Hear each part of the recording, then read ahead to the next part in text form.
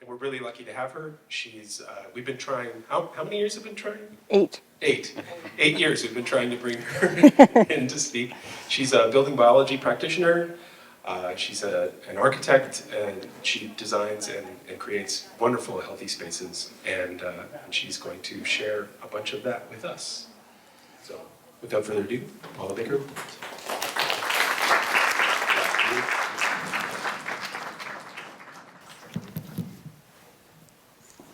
Let me know if you can't hear me. Can everyone hear me? Okay. Yes. Great. Well, I'm really happy to be here. I've wanted to come here for a long time, and we kept trying, and we finally arranged it 4 years ago, and then COVID hit, and we canceled. So here I am.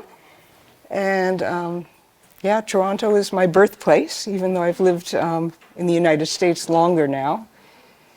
And what I would like to talk about is why natural building is good for your health. Not just building it, but living in it, and the connection between that and building biology. So, I think you could sum up the last 25 years of my career in these 2 books. Did 4 editions of the same book called Prescriptions for a Healthy House. And that's how much we learned over 25 years. The first one has big print, the little one up at the top, and this big volume now has much smaller print. So as an architect, I knew nothing about health until a building made me sick. I still didn't know what was wrong with me until my doctor got sick from a sick building, and I was designing her house. And looking back at my education, the words health and architecture or space were never mentioned in the same sense. In fact, the word health was never mentioned in my education, my apprenticeship, my licensing, ever.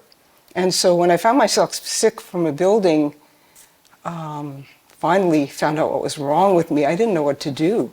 There was 2 books, one very small one, and then John Bauer was the first pioneer to write about health in buildings.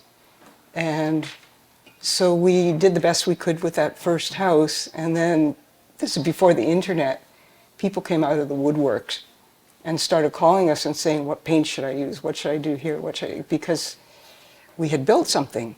And so we realized pretty quickly that the way to get on with life was to write it down in a book. And that started this big adventure, a 40-year adventure, where I think I met the most sophisticated group of homeless people in the world. These were doctors, lawyers, people from every walk of life who could not be indoors because they couldn't find anything healthy enough.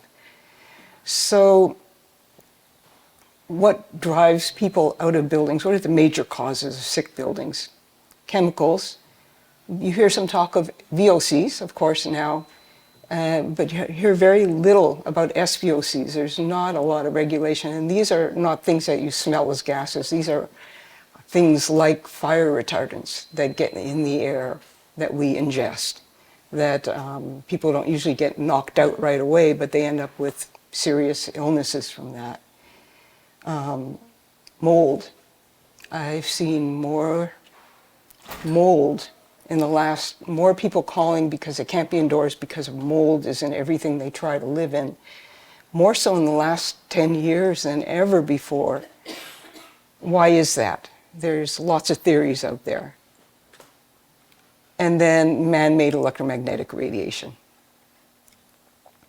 So every architect and builder should take the Hippocratic Oath. First, do no harm. We can choose all ingredients with the most benign chemical composition available. We can build in resiliency against mold. And we can avoid electromagnetic pollution generated in the home and shield from external sources. So each one of our projects comes with like an 80, 90-page spec manual. We try to take the research out of it for builders, architects, homeowners. It's all hyperlinked to all of the products we recommend and really detailed protocols we recommend to make it doable. So let's talk about each of those three categories for just a few minutes. So chemicals. Dr. Robert Peoples, who works with Arlene Bloom and her organization, has said that all of the functions and services delivered by living systems found in nature are a result of the use of these 12 chemicals in the periodic table.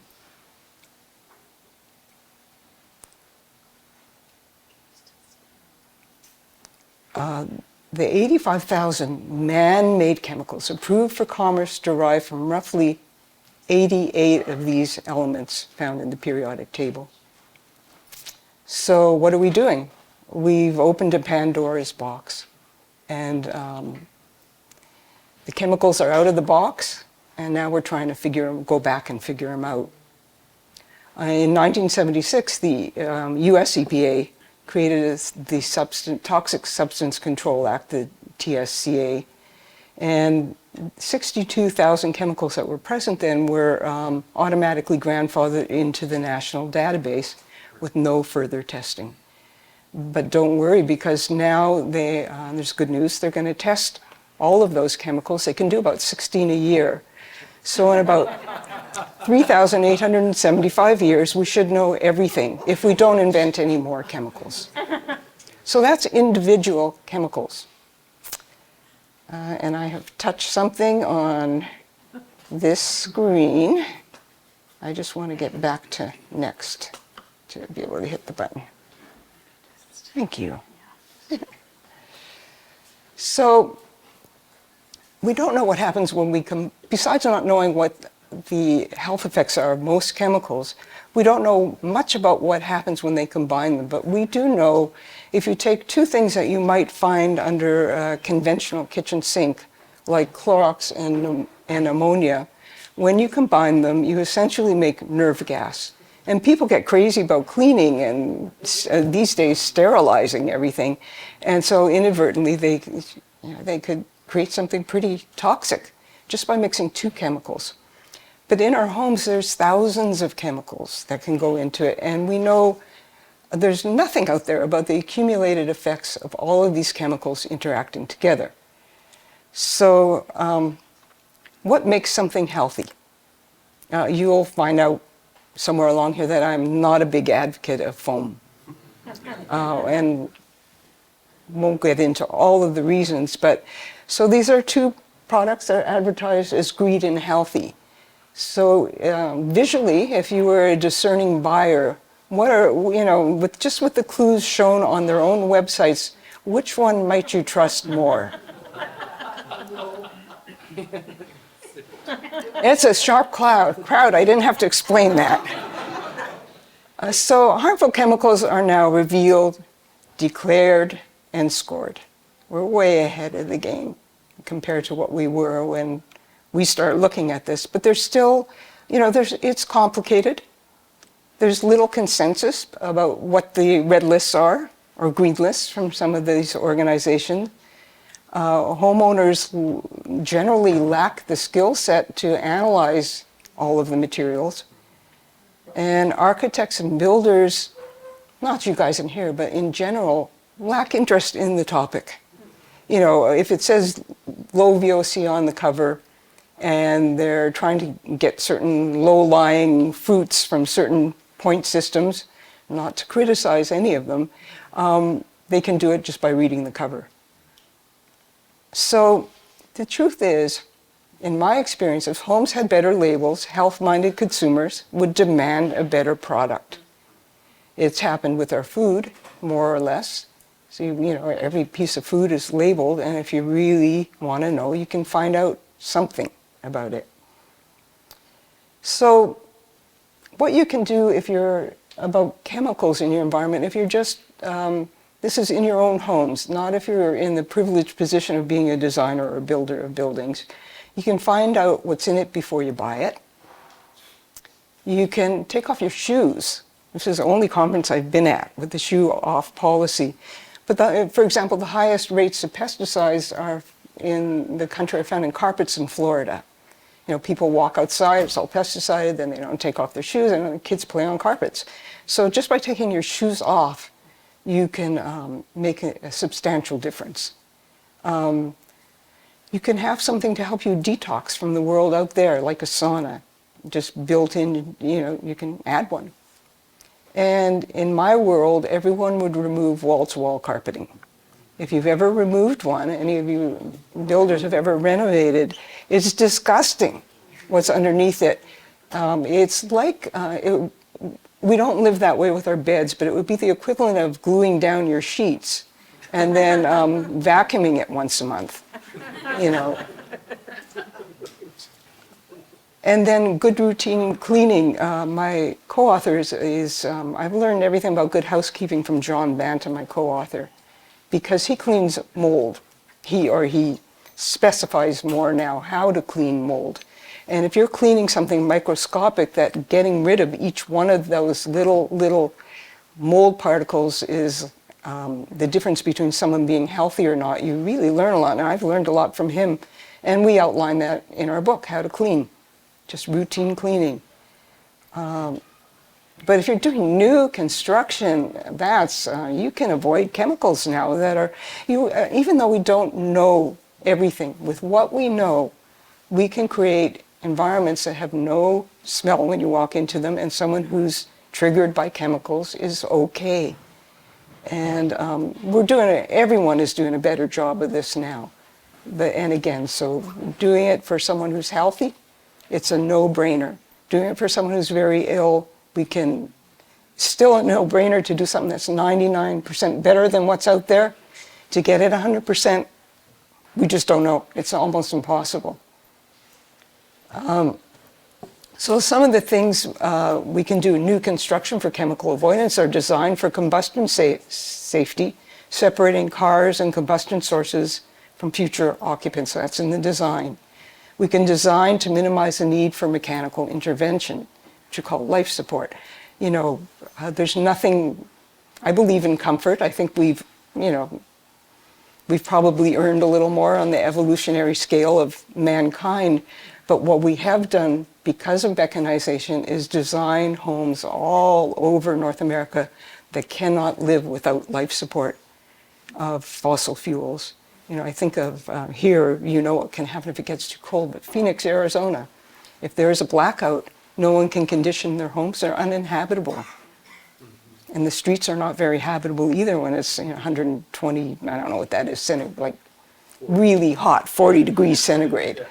And then we can research and specify all product options and protocols that go into the construction so that they're the healthiest, attainable for everyone.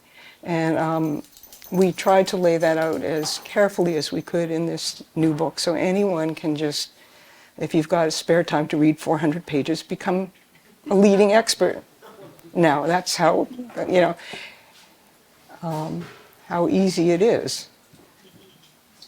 So mold. So I did a talk in Germany, and I only got to go on Zoom. But it was to building biologists in Germany and trying to explain why we have the problems we have in North America. We do things quite differently here than they've ever done in Europe. And one of those is light frame construction. About 95% of USA homes, single-family homes, are light frame, and it's probably the same here, yeah. And in all of Canada and a lot of the US, we're required to have a vapor barrier by code. And so it's code promoted mold, because once that water inevitably gets in the wall through condensation, through air movement, through whatever it is, we know how to do it a little better now thanks to building science, it can't get out if you're using a non-permeable air barrier or vapor barrier. So Stephen Collette, my teaching partner for the Building Biology Institute, we build with Purina mold chow. We build with paper goods. And when paper goods get wet, they can mold pretty quickly. This was a cottage. He was working for an insurance company for this one, but their water heater broke in the winter. And they had this little clause in their insurance that you had to inspect the building 3 times a week or something for the insurance to hold. But it was a tear down. There was nothing, this, well, you see. Was that just one winter, Paula? Yeah, Wow. you've got a rough climate up here. Or, standard plastic finishes that trap mold. If you've got plastic wallpaper and you have the guts to look behind it, you're probably going to find this. And then what we do is we distribute ductwork all around the house, and it becomes, if not a growing spot for mold, which it does very easily, it becomes a distribution network. So forced air heating is, one of your enemies if you've got a mold situation. So what can you do if you're a homeowner? Well, one very easy thing you can do is control leaks. So you can get something like FlowLogic that fits onto your whole house plumbing, and it not only detects if there's a big water loss, but if there's a hairpin leak. And that's a lot of people who become ill with mold. They've had a hairpin leak somewhere that never got detected. And this will shut the system off. And they can be smart or dumb. We look for dumb ones that you can make smart while you're away. So it'll let your cell phone know. It'll broadcast if you're gone and something's happening so you can take care of it. Simple things, like putting a little pan under your sink.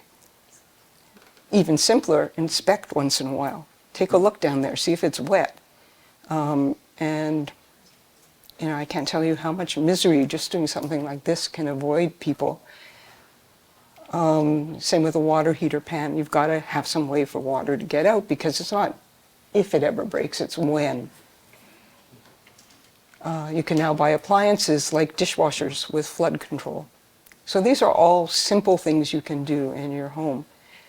Now, and you can also, if you suspect mold in your home, and often people don't suspect it to be the cause of severe illness until they become informed, but if you suspect it, you can test for it. And there's some John Banton, my co-author, has developed now a system of pathway testing. So this is an inexpensive way it tests the protein that mold makes, and you put it all over the house. You have to be good at mapping it, and then it will trace mold levels all over your house. Because if you have mold coming out of one single wall, and it's coming out of a outlet, then you know that's where you start your investigation. So, I hope for everyone's sake here that you never have to go through this process, but if you do, it's a good thing to do. So new construction mold prevention, there's so much we can do. Introduce building protocols that protect the building and its components against moisture during construction. This is a tough one, but if you're building out of wood and your client is sublimely sensitive to mold, and that wood gets wet, it's already going to have bacteria that they react to, even if it doesn't form mold. So there's whole protocols around how to keep it dry in the first place, which is really tough, and how to dry it out and clean it up if it gets wet. Design buildings to manage the climate naturally. A couple of no-brainers. We call it a good hat and a good pair of boots. So a nice roof overhanging, sloping the ground the right way, all of that stuff. That should be a no-brainer until you look at how things are being built. And people aren't thinking of it. Create a watertight envelope and direct water away from it. Build in resiliency to prevent condensation.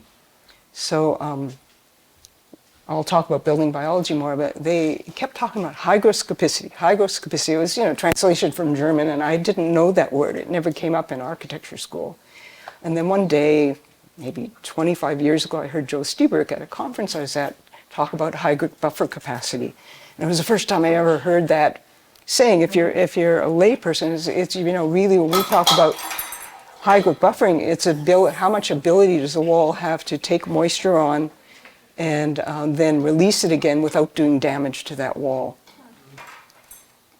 And we know how to do it on conventional building much better because of building science, but we tell our building biology students that you really need to If you're going to do something alternative, you really, really need to become a good building scientist, because you need to be able to explain how the principles of physics are working on a different kind of construction. So we can now do a lot to make our buildings more resilient to things like condensation because of air moving through the walls. And then buildings are wet. I don't care what you're building up. When they're first up, if you've got any concrete in it, if you've used earth or any material, there's gallons and gallons of water that have to get out. And that's affected how we spec buildings now, because one of the hidden places you might find water is over a fairly new slab on the bottom of wooden cabinetry, because it hasn't been properly dried out. If you've got radiant heat in the floor, you're home free, but you have to measure. So when we first introduced those protocols, like before people would put wood floor over a cement slab, I got all kinds of grief from the builders because we made them measure the moisture levels with the heating on, and they couldn't get it down enough to put the floor down. Had we not done that, they would have put the floor down and then turned on the heat, and we would have had a buckling floor. I learned that one the hard way. So you got to dry new buildings out, whatever kind they are. Avoid building products that are a ready source of mold food. So don't build with paper if you can avoid it, or build in a, I know you love cellulose, so I don't want to say don't build with cellulose, but we don't use cellulose for mold-sensitive clients. We just don't want to take the risk, but you can build with it in a way that's safe. But why would you use paper-backed drywall in a place like a bathroom? It doesn't make sense, but that's standard. Build in safeguards within the building to minimize damage from inevitable eventual water loss, like I was talking about, with things that will shut the water off, or pans that will catch the water. And, so when you're building from scratch, again, you can do a lot. So let's talk about electromagnetic radiation. It's perhaps the fastest growing unregulated health threat in the history of mankind. And you won't find anything about it. There's a green silence. And there's none of the score systems, no one is talking about it. Who's talking about it is this segment of the population who has become hypersensitive. And to people who are hypersensitive, I always look at someone who's hypersensitive as telling a valuable story for all of our health. They just tip faster than us. And it's since we get a lot of phone calls, we get a pulse on what's happening. And there are so many people now, and this one, it is so hard to get away from. It's almost impossible to live in civilization, or even out of it now, and be protected. And I heard one of those life-changing lectures at a building biology conference by Dr. Martin Paul, he's a biochemist who teaches medical sciences at Washington State University, who took on this cause and started doing studies. And I'm not smart enough to repeat the content of his studies, but I got enough of it to get a gut. And so this is a quote from his lecture. It can be seen from the low-level EMF exposure, electromagnetic field exposure, that they attack each of the four things we often value most as individuals and as a species: our health, our brain function, the integrity of our genomes, and our ability to produce healthy offspring. So that's worth looking at. So what can you do? One of the biggest ways you can help yourself, there's two things you can do that are really helpful and attainable, is commit to a hardwired lifestyle at home, if at all possible, and sleep EMR free. So in Ontario here, you have Safe Living Technologies. Do people know Rob and Safe Living Technologies? Heard of him? He's one of the leading guys in the field of electromagnetic radiation safety, and at Safe Living Technologies, he has actually, the Europeans are way ahead of us, but he's invented things that work for North American underwriters labs. And one of those things is a demand switch. So you can find out what your circuitry is in your bedroom, and hopefully you're not, your refrigerator isn't part of that circuitry. And then you can get a remote switch that turns off all your electricity at night.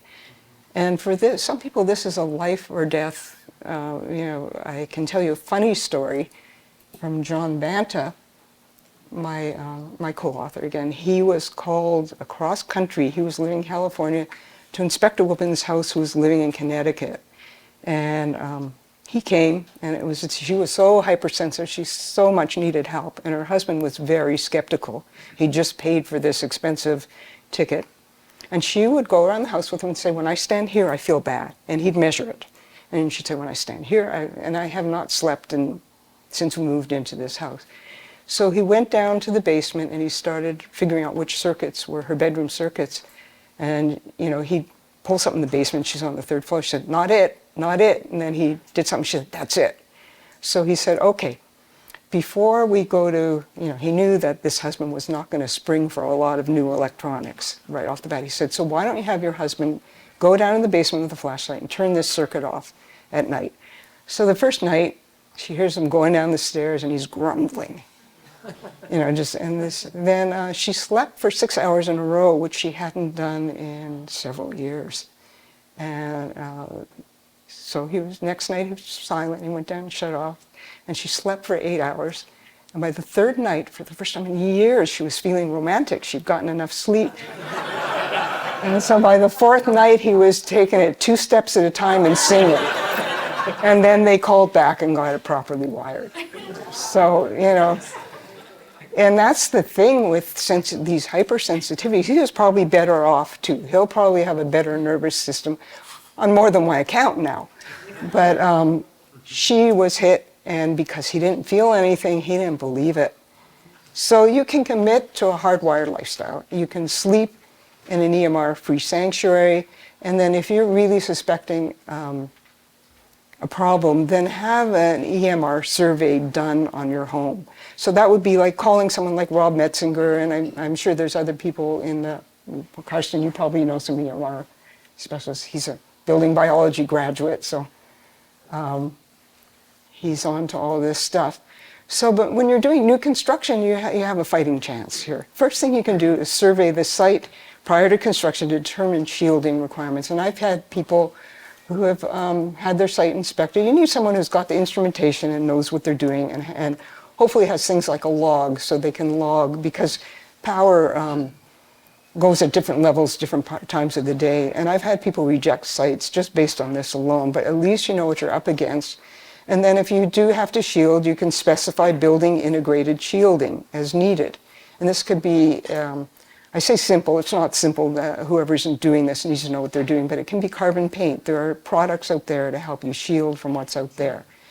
But if you shield from what's out there, you're going to bounce around whatever's in there. So you have to be careful about what you have in your house. And then minimizing electropollution from utilities in the panel. There's protocols around that. What's coming into your house. You can be taking current from the house next door, coming right in through your utilities into your house. Specify household wiring to eliminate electromagnetic exposure to the occupant. And that's a bit of a, just a non-brainer. Most of it has to do with building to code. But building inspectors don't come in with meters, and so they don't catch everything. So, we specify code. We specify the exact parts of the code that are important for that. And just important, simple, it should be your right to have that, and not everyone does. And specify the lowest EMR appliances and lighting. That's becoming a problem. I'll never understand why Canada was the first to ban the incandescent light, because you really do need the heat up here. But, now in California, you can't even cheat it. You can't get the LEDs that you can later come back in and screw in a light bulb, get an adapter and screw in a light bulb, but those all have fields associated with them. And you can lessen those fields. A lot of that has to do with dirty electricity, which you can filter for. Again, you have to know what you're doing if you're filtering. And you can hardwire for a wireless free lifestyle. That's the biggest thing you can do in a new home is just put Ethernet everywhere, and if the occupants are dedicated to this, they will plug in. They'll plug their children in. That's the hardest thing because we're all, I mean, we all have these gadgets now this big that do everything. And it's pretty hard to tell someone to restrict their use on that. But you can at least set it up so that it can be done. And the other thing you have to do if you do all of it in a new building is get it verified in the end with meters that it's been done properly. So that should be just what everybody does all the time, conventional, non-conventional. That's just doing no harm. But what if we could build homes that went beyond not making us sick? You know, buildings that not make us sick, that would be a step forward in mankind. It really would. And it would really make us better. It would improve who we are. What if our homes could be a regenerative force where we are deeply nurtured at every stage of a building's life? So when I got sick, there wasn't much material around. I started to hear about this thing called building biology, and all there was these 3 big manuals that were translated from German into German-English.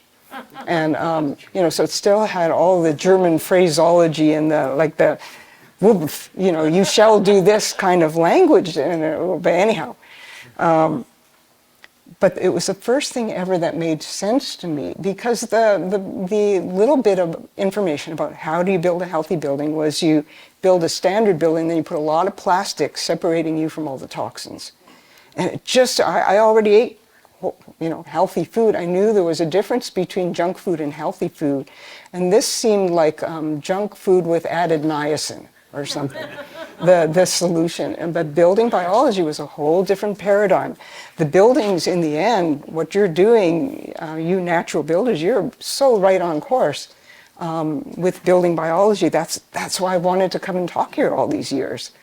So just before I came here, and I've been trying to say this in different ways over the years, but my friend who I was staying with in Toronto had a Sadhguru calendar.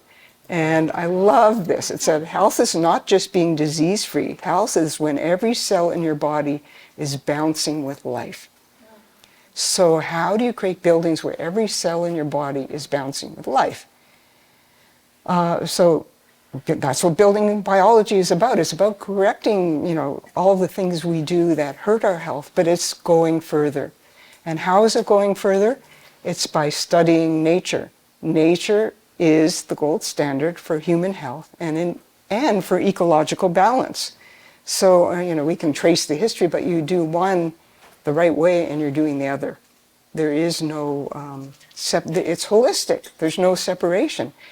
So the physics is complex of why natural building works, but the solution is simple. This was what Anton Schneider, one of the key founders of building biology, said in his few words of English to my husband when he went, Robert Laporte, who I met because he'd also been looking into this material. He went to see Anton Schneider and stayed with him, and every day he'd give him a little, like he was like Grasshopper, he'd give him one sentence in English. And this was the sentence: a home will serve your health to the degree that natural unprocessed materials are used to create it. So the Europeans had a different take on things. They were in a different paradigm because they were surrounded by buildings that were hundreds of years old, and those were not the buildings making their population sick.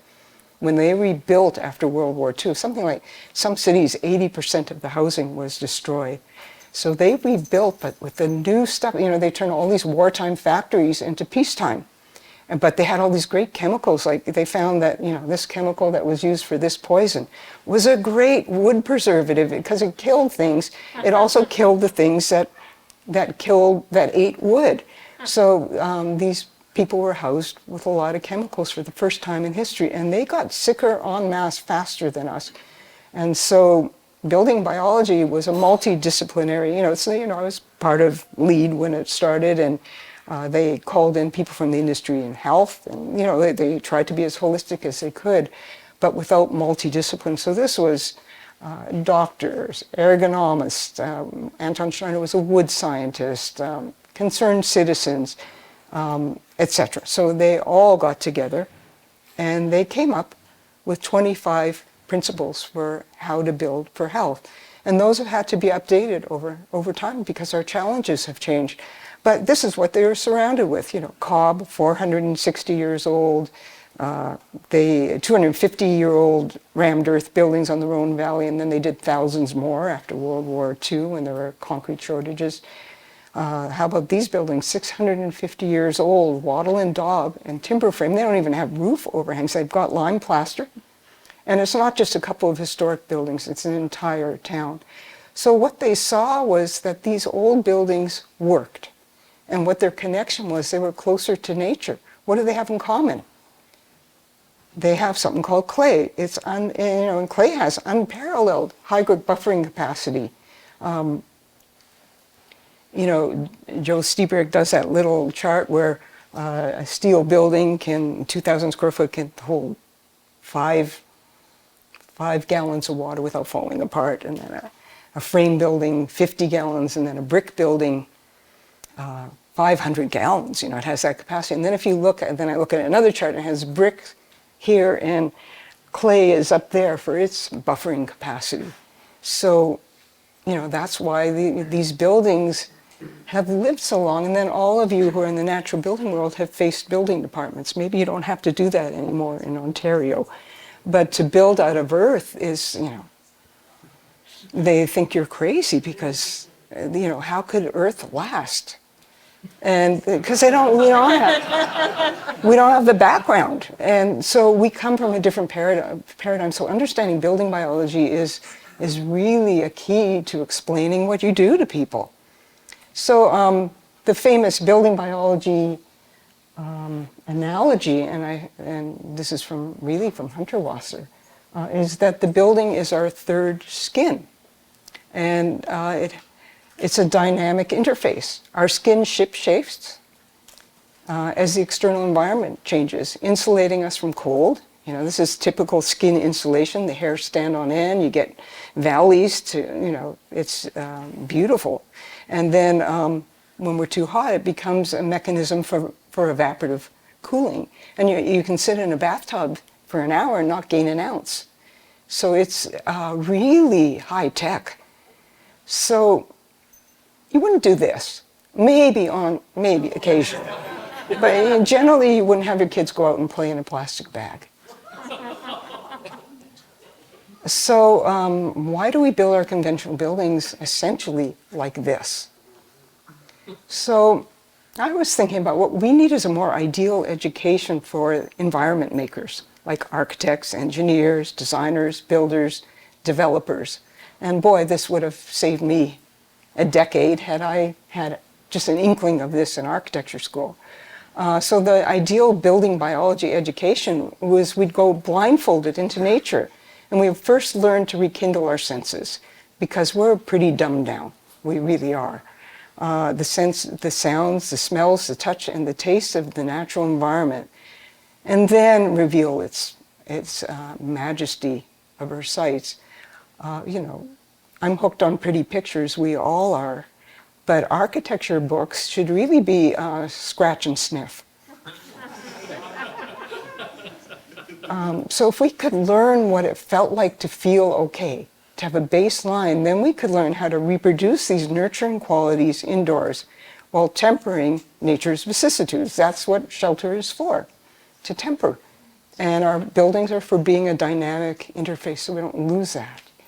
While doing no harm at the source in manufacture and production while occupied and post-occupation.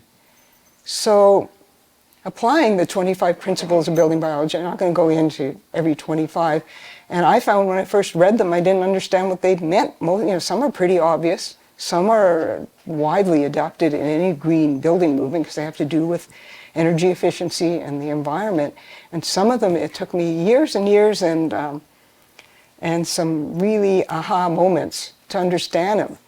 But where we came out as how to practice building biology in the purest form was to use natural mass wall construction that's vapor open with a high hydric buffering capacity, energy efficient, and low in embodied energy. Is that foreign language to anyone here? Because please, if there's anything, I don't know who's here. I imagine there's some. Who is here? How many people are builders, like natural builders here? Yeah, great. And how many people are homeowners hearing this stuff for the first time? Okay, great. So, I mean, if you're, we'll have questions answered. Don't be shy, and if you're shy, come and see me. But so I'm throwing out a lot of terms that are kind of specific to natural building trade that we should all know, but they might be. I went to a whole lecture once, and I went to an architectural convention. I was like a fish out of water there, and I went to this whole thing, and there was an attorney giving a lecture on ROI, and I didn't know what the ROI stood for, and so I didn't understand the lecture. And then oh, return on investment. Oh, I guess yeah, it could be important, I guess. But so I don't want to be like that. So natural indoor climate control through passive design strategies and radiant heating. And what do you get out of that? You get a balance of ions. No one's talking about ion balance like the natural electroclimate. Healthy humidity, comfort, lower man-made electromagnetic radiation, and low embodied energy. So you do one thing right and you get bonuses. That's just the way the world can work. Natural daylighting and air exchange, diffuse, multi-directional, operable, shadable, site-specific. Every building should belong where it is. Natural non-toxic materials, finishes and furnishings. What do you get? Pleasant or no smell, hygroscopic materials that balance the subtle electroclimate, sorptive acoustics, color and pattern in accordance with nature. So now I'm going to just show how we've used some of these principles over the years. Oh, one more. Natural electroclimate. As close to the natural direct current levels as possible, avoiding geopathic stress and wiring AC for safety. So geopathic stress is what's in the earth before we get there. And we all know there are benign places and places that are not so benign. And if you become aware of those things, you get to really sense it. I studied with Ibrahim Karim, who's an Egyptian architect who invented tools for dummies about how to douse a site. And you will find geopathic zones on sites, and you don't want to build on them. So, and that used to be like, building biology used to pay a lot of attention to that, but now what we're creating on man-made level is so much less subtle that that's where the emphasis is. So there are very few people who are really good at dowsing sites. So living in New Mexico, I didn't realize it at the time. This is where I was learning all this. I was sitting on a gold mine of natural building because there was an unbroken tradition of adobe building and code officials who understood Earth and a real estate market that understood Earth. So you would see in the real estate columns real adobe, and the price tag would be way up there. And why? It's because, like a little bit like the Europeans, people have been in these buildings and they understood that they felt good. And so the joke was that adobe was for the idle rich or the idle poor. So the poor Hispanics who settled there, they brought the adobe brick to North America. They were doing earth building, but not brick building in that way, sun-dried bricks. So they would build their basement at the same time they'd be digging out. I don't advocate basements, sorry, because everyone has one here, but at the same time they'd be digging out their basement, they'd be forming bricks and sun-drying them. And so that was what you did. You built your own home. Or now the only people who can afford adobe building, unless you're doing it yourself, are the very wealthy. So this is one of our typical adobe job sites, and some of the homes which are typically not for the idle poor. But keeping the crafts alive. It's all good. It's all, if you ever get discouraged by what you're doing, you're building prototypes and you're going to change people's lives because they get to be in those prototypes. So that's what you do. So then when I met Robert, much of my career has been around light straw clay. That was the technique he brought back from Europe. And there, and I don't think it's better or worse than many other buildings that follow, many other types of construction that follow those same principles of building biology. But this was one way to build a very resilient, hygroscopic wall that was not hard on the environment. And we worked in 17, it's probably more now, but in our own careers, we're sort of semi-retired now. I see things like limecrete stepping up and innovations with straw bale. It's not an old man's profession stuffing thousands of tons of clay straw. He was a regular Tom Sawyer, though. I think it was Tom Sawyer. He got people to pay us to do this, which is, you guys are onto that scheme probably too. Unbelievable. But people want to build. It's such a natural, kind of God-given instinct to build. And so we met so many wonderful people. We've done clay straw in 5 provinces, several in Ontario, because this was both of our home state, home province. I'm from Toronto and he's from Sudbury. And we met by coincidence in the States. I haven't counted, but we definitely, that's a very safe number of the amount of clay straw buildings we've done. We got into, thanks to Martin Hammer, who I understand is speaking at this conference. This is another dragged in kicking and screaming because of what it takes to get anything in a building code, but we got it into the International Residential Code in 2018. Which we had already gone into the New Mexico Code. They found out, ironically, in New Mexico, after building several buildings, some inspector figured out, they thought we were doing straw bales, and he figured out they weren't straw bales, so he red tagged all of our buildings, even with people living in them, and we had to go back on I felt like I was in a Franz Kafka novel. We were at some trial, and I didn't know what we'd done wrong, and they're passing around, anyhow. What the outcome of that was the overriding commission said, well, I want you natural builders and you building inspectors to work together and come up with a code. And we said, well, we don't want a code, but what we would like is model guidelines to test out for a few years. And that's what we got. And then that one thing led to another. That led to the Oregon Code. And then that led to my work with Martin in authoring the residential code for white straw clay. So, and then that's helped other, I think we got in the tailwinds of straw bale, frankly. They were in a yes-saying mood when we came through. And we wrote 2 books. The first one was, these were both New Society. The first one was Gibbs Smith. It's out of print. We have it. If anyone's interested, it's kind of a picture book.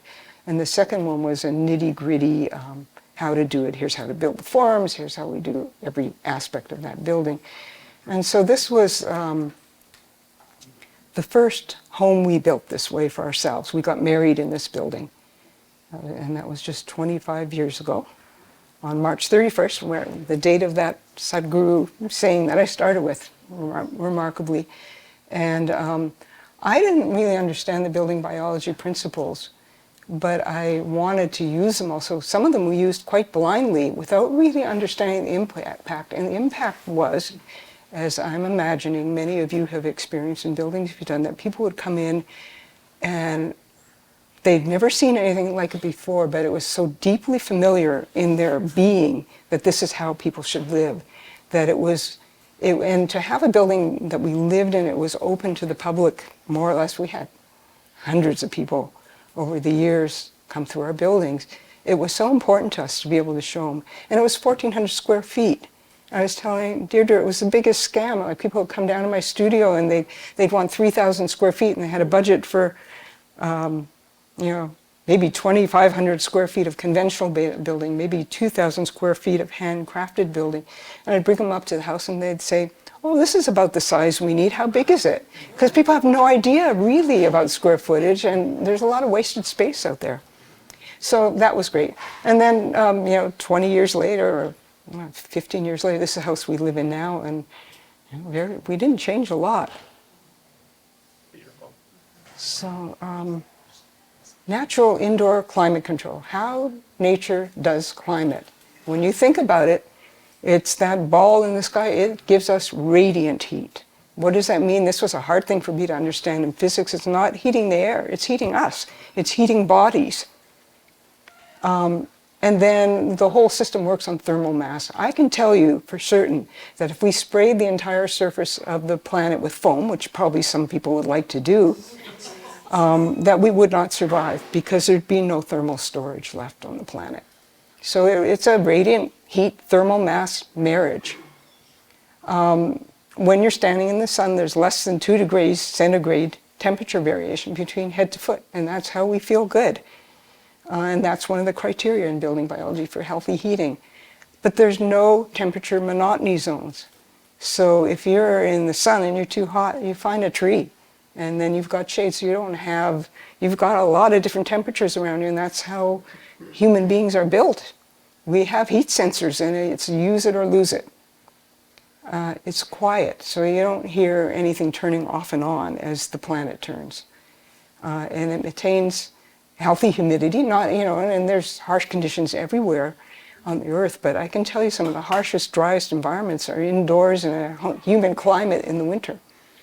So there's a balancing of humidity because there's plants that are giving off humidity and, breathing in and out and all that. There's no ion depletion. Again, in Earth, there are areas where it's ion rich, like pine forests or beaches where we're just drawn, we just feel good. And then there's places like when the Santa Anas blow in Los Angeles that are, can you still hear me? That are completely depleted. And that's when crime rates go up and stuff. But if you compare Santa Ana ion levels to the indoor ion levels in most homes, it's a paradise. We are creating murderous conditions by not paying attention to that subtle element that no one talks about. There's no fried dust, so nothing on the planet, unless you're in Arizona and have metal surfaces, gets heated to the point where you get dust actually burning and emitting toxins. And we know how to use nature to minimize air velocity for heating and to maximize air velocity for cooling. And there's no fossil fuels being burned to create this planet, this rare space we have that supports human habitation. And, seasonal shading, we know how to do that. So why the North American norm is not so good for us. Forced air conditioning is going down more in favor of, from central heating to mini splits. Every intervention has a potential health downside. Everything that makes us comfortable also can make us sick. So the more, the worse. So it was 71%. Now I looked it up recently. It's about 51% of homes are still being created with forced air heating. So compared to nature, it's inefficient. Forced air heating heats air. Air is an insulator. It doesn't heat bodies. The air becomes too dry. Poor little guy. It's uneven. And it's too hot when it's on, and it's too cold when it's off. I'm talking about heating because we're in Canada. And it's noisy. It creates ion depletion. Furnaces fry dust. So, and some of the worst things in our dust are fire retardants. Some of the worst sources of fire retardants are electronics and spray foam. So, yeah, not a high score. So passive heating and cooling, this is like, preaching to the choir, but this is how we often did it, with big roof overhang to protect our more vulnerable walls from the weather, from direct rain, but then bumping out what we called a sun bump. So this is a couple of houses that we lived in ourselves. Sometimes we did, in Santa Fe, it depends on your climate. Solar gain in Santa Fe is just simply a no-brainer. Everyone should do it. Where we live now in Ashland, Oregon, it's still, it's a benefit. And it's a delightful benefit, but it's not as valuable. Mass inside the building is valuable, I think, in every single climate zone, especially if you're using radiant heating, because you've got a battery. So in our own home now, on the left, our engineer went out of town. And so we had to use, he was in Timbuktu. So we had to use another engineer, and they gave us all these metal bracing because we're in a seismic zone. And then our engineer came back just on time, and he did, oh, you don't have to do that. Let's do wood bracing. We did wattle and daub in between. And on the right-hand side, you see on a sunny day in the swing season that it's getting hit by a lot of sun. So we have some storage there. You also, and of course, everything works synergistically. When you have that mass storage, you also have sound absorption. You also have humidity control. So it all goes hand in hand. I'll keep saying that. And then, how am I doing time-wise? We've got about 25 to 30 more minutes. Okay, I better talk faster. But a masonry heater, I read about it in the building biology material Kachelofen, the healthiest way to heat, and I didn't know what it was, but I wanted one really badly. And we found out that we could get, every country in Northern Europe has a version, we could get these, they're called tulikivs, they're soapstone mass ovens. And they weigh several thousand pounds, and they burn the heat very efficiently. So if you look at a chimney, all you see is, except for maybe the first few seconds till it gets hot enough, is you don't see smoke because the smoke is inefficient burning. You just see wavy air. And so you light it once a day. Maybe in this climate, the coldest times, you light it twice a day. And I wanted to show you, this was our first house, and that's an adobe wall surrounding. So we got 6,000, 8,000 pounds of mass in the center of our house. And that's the other side of the wall. And that's an adobe wall. And why I want to show you that is, when we first moved in, that's when thermal photography first became available too. And John was visiting, he had his new thermal camera, which he used for diagnosis of buildings. And while the fire was burning, that's what that wall looked like. And it was mostly heat from the fire 24 hours before. And then 10 hours later, which was 9 hours after the fire was out, because you only burn it for about an hour, that's what was coming off the wall. And so the amount of comfort of never having to think about it, never having to hear it turn off and on, and for it to radiate to your body, for you to have a warm surface to be near if you're cold, and then cooler spaces, zoning a house so there's cooler spaces, that's the building biology ideal. So natural daylighting. What you want is for it to be multi-directional, diffused, without glare. And ideally, as humans, we're interested on some level where the sun and the moon are. So if we can arrange our buildings so you have a sense of that, that's ideal. So I remember when energy efficiency first got invented, big time, and someone came to speak to our AIA group, and they said, I don't know why you architects design 2 windows when one will do. It's because cross ventilation, cross views, so you want cross ventilation to be abundant, you want windows to be operable, just in case. You want it to be dark where you're sleeping, at least, shadable. And you want it to be site dependent, so locating your windows according to what's going on in the site. So natural, oh, that got cut off. Natural and non-toxic finishes and furnishings are kind of a real big area of emphasis. So it nurtures our sense perception. So what all does it give you? Again, I'm sorry I'm repetitive, but a hygroscopic regulation of, so you get healthy humidity, you get balanced, abundant ionization, you get serene acoustics, pleasant, neutral smell, color and pattern per nature, balanced DC electroclimate, and earth, you can be coupled with the earth and actually in touch with it. So it's like the biggest, it's not a twofer, it's like a tenfer that all goes together by doing one thing right. So I never understood color and pattern in accordance with nature. I knew it was a building biology principle, but I never really got it till this was my client.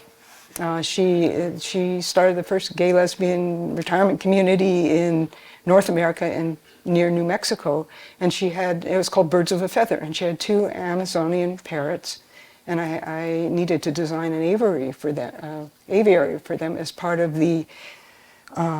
her house. It was very important. And the first thing she told me was, you cannot use anything that's machine made because they'll become mentally ill looking at a machine pattern. And so on the right you see Echo and Oliver, and it had to be in the center of action, so just off the kitchen, because they really like to be around and see what's happening. So everything had to be natural, which was going to be anyhow but natural plasters, natural slate, natural wood. And we know about this, you know, that on some level we're the same, because we also are from nature. And on some weird level, even manufacturers know it. So paint, it's, you know, raspberry blush, conch shell, cinnamon. I don't know what a wenge is, and I don't know if I want to know what a wenge is. But Savannah green, starry night blue, it's all based on nature names. But it's not the same. You know, in spite of the names, a parrot would go insane with a painted wall. Why? Because part of them dies. You know, it's like not using a set of senses. And then if they have something that's a man-made pattern, it's even worse. You know, a parrot could die. And so, you know, Colette had someone call and they said, you know, something's wrong with my house, my parrot's sick. And he goes and looks and they have a plaid cover that they threw over the cage every night. And he said, oh, that's your problem. And he, you know, only because he'd heard it from me first. But so, you know, you get this by using natural plasters, natural woods, just by using natural materials. If you look, I mean, we've got plastered walls in here. You know, take a quick look, take a good close look at a natural plaster compared to a paint, and you're going to see so many different hues. It's like nature. You will never find a green leaf in nature that's one shade of green. You're going to find 10, 20. So all sense perception should be, you know, I've concluded, once I understood that's what the key is. All of our sense perception should be in accordance with nature when we come indoors. So you should have all your cells bouncing. You know, so if you think of our taste is the one that comes in least to our buildings. But if you think about taste, we should have a rich interplay of texture, smell, color, shape. And I don't know about you guys, but that's some of my kimchi when I first mix it on the right, and that's my preferred diet. And if you like Kentucky Fried Chicken, then you might not like the rest of the little talk here. If you think they're the same. So same with touch. When you walk on an earthen floor, it undulates. There's a subtle undulation. You're picking up, you know, and you're sharing ions with the earth. And what else are you doing? Well, you know, temperature control, humidity. Your sense of touch can sense humidity. It can sense ionization. It can sense if there's textural aliveness and undulation. So every time you introduce something natural into the building, you're giving the people their birthright back. I would go that far. So humans evolved, when you take sound, humans evolved in nature where every sound was a conveyor of information that was essential to survival. In nature, as with sights of nature, there's a pattern. There's pattern, tone, and inflection, but without exact repetition. In nature, there's never, you'll see pattern, like those succulents I showed, but there's never exact replication.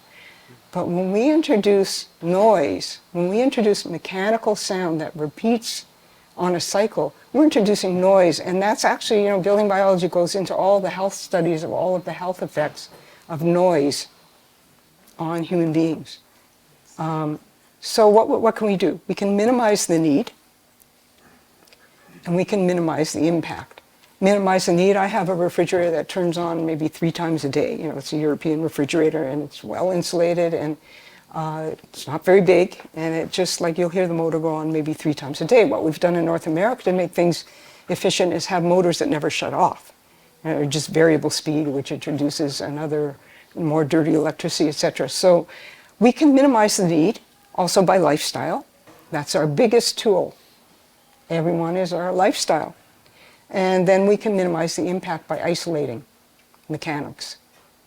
So the bedroom sanctuary is a big part of building biology, so it's not mimicry of nature. And I'm not saying biomimicry goes a little deeper than what people think biomimicry is. It's not exactly the same, but people think this is biomimicry. So this was a hotel room I stayed on, and it had fake wood paneling, a fake cork bed, and a picture of pony skin. And because Sunday, you know, people feel better when they look at natural things, but this is not it. So derived directly from nature. That is the key to building biology, as unadulterated as possible. Toxin-free, sound and light absorption, balanced DC electroclimate, no AC interference. When you sleep on a spring bed, if you drag a magnet across that, a paper water-filled magnet, you'll see the needle distorting because the springs are magnetized. Ideally, you would have a bed that's not magnetized. It'll balance humidity, and always it introduces color and pattern in accordance to nature. All you have to do is not ruin it. It's already there. So this is I invite you into my bedroom. So we have unsealed clay over straw clay walls, earth floors with natural wax, oiled solid wood furniture, unfinished wood ceilings. Why put varnish on a ceiling? You're taking all of these natural products and covering it in something that's too plastic to allow them to happen. And even nobody gets fingerprints on ceilings except the contractors in the beginning. Introduce cross ventilation, beneficial plants, a natural wool bed in that case, bamboo beddings. There's lots of natural options for bedding. And a battery-run alarm clock. You really don't need electronics around your bed, and they're not going to work if you turn off the electricity. So, what we have is simply a kill switch. So when we go to bed, we shut that off. There's no electricity. So it's an EMR-free zone. There's a lot, and I could go on and on about a good bed, but essentially you want the same characteristics in your bed that you do in your walls. You want a dynamic interface that's going to breathe, that's going to handle moisture, and that's going to air itself out, and you don't want to glue down the sheets. So you want to bring nature into the bedroom, but whenever we can, we bring the bedroom out to nature. That's even better. So extending living outdoors, I really try to promote that as the cheapest square footage and the healthiest square footage we can build for our clients. This is a courtyard. Just by making that 8 feet deep instead of 7 feet deep, it becomes a whole other kind of space. This is a porch for we had clients who were international yoga teachers, and this was their east view, so it was a no-brainer to make this porch for sun salutations in the morning. So in conclusion, in a world that's compromised, we don't have to leave nature behind when we walk through our doors. So that's it. I couldn't lug books up here. So my new book is really heavy, and I would have gotten jailed at the border. But what I have done on my website is created if you put in the code ONBC, it'll be $15 off and cheaper shipping.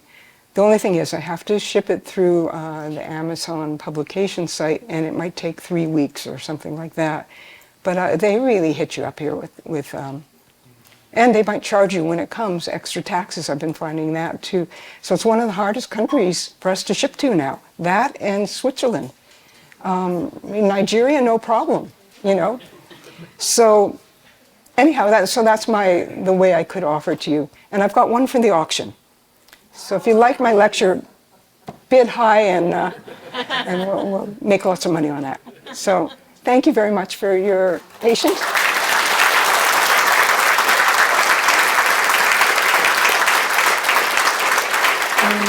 Questions? Let's say we've got a good 10 minutes for quick Q&A. Okay, we have a good 10 minutes for burning questions, or not so burning, just anything. Yes? The romantic couple that you mentioned, what was it that they were shutting off? That was just like outlets and plugs? All that was she was very sensitive to magnetic fields. And magnetic fields come from things that are not wired according to code, because the code prohibits net current, which produces magnetic fields. They don't know about magnetic fields, many inspectors, but they do know about net current. And so she had something miswired in her bedroom. So by shutting the circuits off, that was taken care of. That's simple. It wasn't a bad electronic or a fridge, or it was just basic wiring. No, it was just wiring. In those days, there was no Wi-Fi yet. So that was it. It was that simple. And years of misery and lack of sleep and, just like that gone. So that's a good one. Yeah. Paula, can you repeat repeat the question. Oh, I'm sorry, repeating the question. What happened to that romantic couple? What was wrong with her wiring? Thank you. Hi, Paula. First, thanks for your presentation. You're so welcome. Two things. When I first noticed the size difference in the book, are there maybe two things? One, maybe something that you changed your mind on since first writing the book to now? And what would be like the one thing that would be the biggest lesson learned from when you first started to today, and maybe a myth that we kind of keep in our back of our minds because we've been doing this stuff for maybe too long? Yeah, we didn't know anything about SVOCs. I used foam in buildings when we, when Isonine, I thought, oh, it advertises healthy, it must be. Now we have better ways to vet materials, so we step by step go through how we vet materials in our office to find out what we can find. So that's changed. The roster of materials is like a moving parade, especially after COVID. So it's all different. There's more resources now, so many more resources for better materials. We introduced chapters on how to clean, both protocols for cleaning up a job site, and just how to maintain a healthy home, how to inspect a home once you're a homeowner, so more information for homeowners. The electromagnetics is always changing. So basically, if you took the first book and the last book, I don't think they have any words in common. That's how much they've changed in 25 years. Yeah. So the question was, how has the book changed? Yeah. This might be kind of obvious to some, but I'd be curious to hear your thoughts on basements. You mentioned you don't believe in having a basement, but here in Ontario, it's so common to put all our mechanical ventilation down there. Yeah, so the question is, why do we try not to build basements? It's a pretty hard sell where you're already digging down 7 feet to get to frost level. I have to admit that. And there's better ways to build basements. We say don't do it, and then we say how to do it better in our book. But when you talk to people day in and day out who've become mold sensitive, and what is the sources of their mold, it's usually basements, crawl spaces, and unconditioned attics, right? Probably crawl spaces first, then basements, and then unconditioned attics. This idea that you have to have a crawl space to put all your plumbing in so that you can fix it if it breaks. I cannot tell you how many people their plumbing breaks and have no idea. And plus, how many people have rodents in a crawl space or even a basement that they don't know about. But you can find out. You can go. Certain lighting will fluoresce if there's rat urine under your house. And John used to do this kind of inspection when he was younger and thinner all the time. And he'd go in with his light, and they all had rodents, and rodents love chewing through PEX. So, so everyone's thing is, well, what if your plumbing is in your on grade slab? I say raised above grade slab, and it breaks. How do you ever get to it? Well, one answer is it rarely breaks when it's encased, and if it does, there's ways to fix it too. We've had bad runs of Radiant, the Firestone rubber 15, 20 years ago, 25 years ago, and that was a problem. But, I feel, and you may feel it in this building, there is a different feeling when you're on the earth than when you're above it. And so, mostly it's for prevention of mold, is why we don't like it, but if you have to do it, you do it the best you can. And that answer your question? There's a question back there. You with the beautiful gray hair. In your opinion, what is the best, healthiest kind of roof insulation? Paula, can you repeat the question? Yeah, what is the healthiest kind of roof insulation? There are many, many choices now, and even including fiberglass. If we're using fiberglass Knauf, because of the binders and, they're more equalized. They've taken the formaldehyde out of fiberglass. We use mineral wool, but we use formaldehyde-free, which you cannot get in this country. Because rock wool, they do have Evo. They have one, you have to really special ask for it. But most of the products have formaldehyde in them. We have used, where we're doing an unvented roof with the insulation above, which is what we like to do nowadays, is because of fires where we are. The vents are a problem.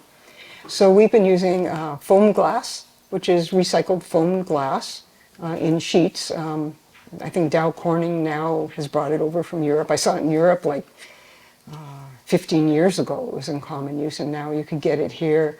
You have, I think, Gutex here. We like to use Styco when we use it because it's really user-friendly, and we can get it in Oregon. So mineral wools, there's, I shy away from both cotton and cellulose when I'm working with someone with sublime mold sensitivity. Not because I don't think they can be used safely, but I don't do natural wall systems for people with that sensitivity either, because they've been so battered around by the environment. I always tell people, if you're radiant healthy and you just want to get better, you don't check into ICU. But if you're having a heart attack, you don't go to a health spa. So I draw a line. You have to, who's the client? But we list all of the better ones we know in the book and the better brands of those ones we know. And there's lots of choices. Foam is my least, we do not list. There are now some foams that don't have the same fire retardant, so it's if we're consulting with someone and there's no choice, we'll tell them about those products, but we try to stay away from them. Do you prefer homes that are all on one level or multi-story? Do I prefer homes that are multi-story or one level? Some sites have to have more than one level, and I don't have a preference. I like myself being on the earth all the time. And many people who are looking at aging in place also like to be on one story. So we end up doing a lot of one-story buildings. Yes? Could you just mention briefly about what sort of symptoms present people with mold sensitivity and EMF sensitivity? Oh, okay. First of all, so what kind of symptoms present with mold sensitivity and EMF sensitivity? And I think we have a few sensitive people in the audience who can probably tell you their firsthand. When I became I became sensitized by formaldehyde, and how it manifested was lung ailments. For many years, I got pneumonia and didn't know why. I was pretty healthy before that, but for electromagnetics, it's often. I've seen it all. I've seen it from people having seizures, to their skin burning and turning red, and to just wired but tired, to can't think straight, which can also be symptoms of all the others. And mold tends to show up more like allergies with mast cell activation, and sometimes a lot of kids have asthma because they're living in moldy homes. A lot of people, if someone's sensitive, what happens to sensitive people is they either get hypersensitive smell or their smell diminishes. If they have a hypersensitive smell, they can smell a block away what no one else can detect. And so that's, they can smell the mold. Did that answer your question? Or begin to scrape the surface of your question? I think we're out of time. Well, let's take one more. Okay, one more. Yeah, so kind of on the tail of that, with all those symptoms of like the target wire, the obvious symptoms that people experience from EMF exposure specifically, where do you think gets in the way of that becoming a predominant contributor to people's health delays versus like people gravitating to like, oh, it's my nutrition, or oh, it's my work environment. Yeah. Is there something that's preventing EMF radiation from being more, I guess, awareness? Is there something preventing EMF from being more in people's awareness?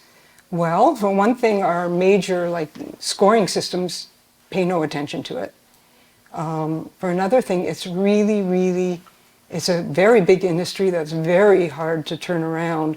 We could have done it all. We could have done the whole wireless industry at frequencies that were not harmful to humans, but we're already set up from national defense to use the frequencies we use. So we could have put fiber optics everywhere, but we didn't. So there's a lot invested in us not knowing about it. And why are people getting more sick from it now? There's several theories out there. One is, mold. Dr. Klinghardt in Washington did studies where petri dishes of mold grew more prolifically under electromagnetic radiation. So why is electromagnetic radiation growing? It used to be in the walls of because we had mass walls, we couldn't get cell phone reception in our houses, and now we can, because the wavelengths are shorter and shorter. So it's a very big complex. No one's invested in a direct line to mold. Chemical companies have come around because of public demand, so they know about it now. But there's there's a lot of people fighting City Hall and getting nowhere on the whole issue. So it's very large, and it's not like it suddenly happened. When if you go back to the history of electromagnetics, when they started to electrify rural areas, they have all kinds, just with regular household electricity, there's all kinds of statistics on how cancer rates went up and how people felt very uncomfortable with it. But we're so conditioned now that we don't know. We don't know what it feels like to be okay a lot of the time. So that's it. I think are there people who are highly sensitive who are willing to talk to other people who might have questions about their sensitivities? If you are, raise your hand and people can take note. Yeah. Okay. Perfect. Thank you again. Thanks so much.